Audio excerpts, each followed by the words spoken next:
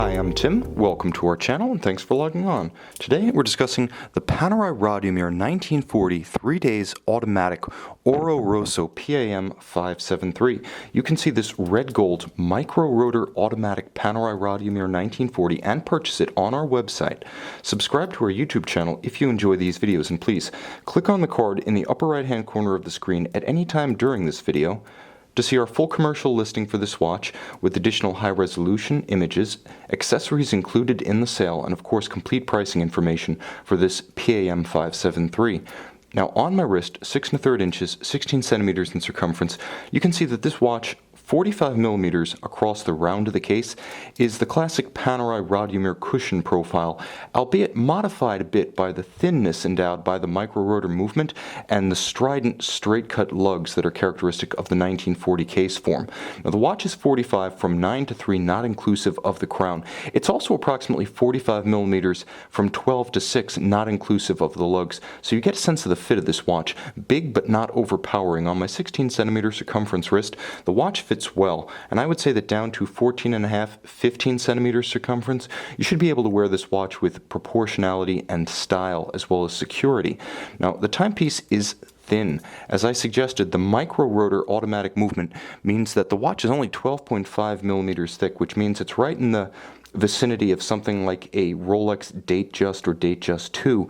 And in terms of lug-to-lug dimensions, although 53 millimeters is not small by any means, the way the lugs express themselves, short cropped and tightly curved downward, really allows the watch to wear smaller, and I'll try to show you an absolute overhead view here, than a conventional 53 millimeter lug-to-lug watch. There's plenty of room on both sides of my wrist to avoid lug overlap.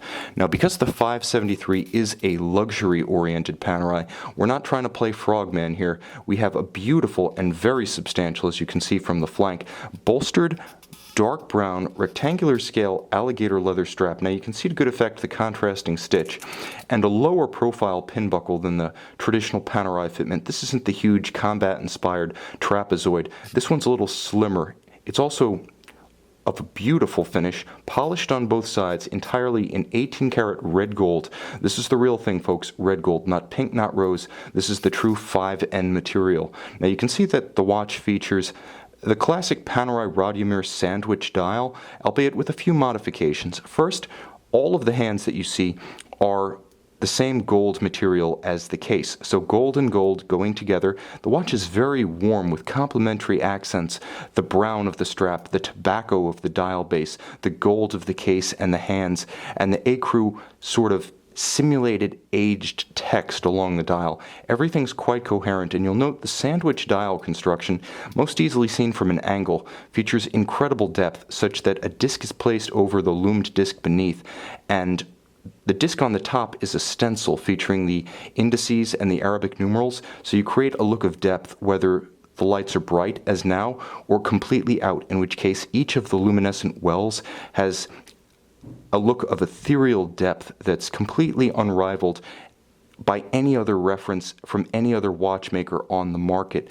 Quite simply, the Panerai look is defined by the sandwich dial, day or night. Now on the case back, the watch is just as distinctive because this model, launched in late 2014, also launched with the first generation Panerai micro rotor caliber, the P4000, executed in-house. It's a unique 3-day power reserve micro rotor automatic such that the winding system, including the gold mass itself, is in the same plane as the rest of the bridges. So not only does it not obscure the view, but it allows everything to be incredibly slim when viewed from profile. Of course, 3 days of power reserve is achieved with 2 mainspring barrels, but whereas Panerai typically has its mainspring barrels side by side, because of the room taken up within the movement by the rotor, in this case the 2 mainspring barrels are stacked, a mechanical engineering solution best associated with Chopard and its LUC series of movements. You'll also note a full balance bridge, dual anchored with a free-sprung balance assembly,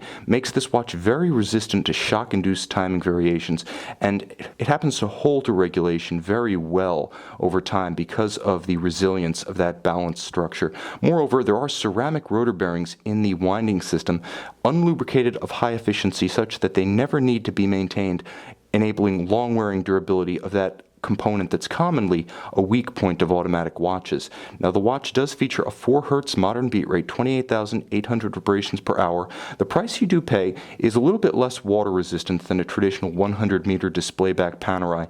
This one has 5 ATM or 50 meter water resistance. You can see this exceptionally handsome, uncommonly refined Panerai Radiomir 1943 Days automatic Oro Rosso PAM 573 and purchase it on our website.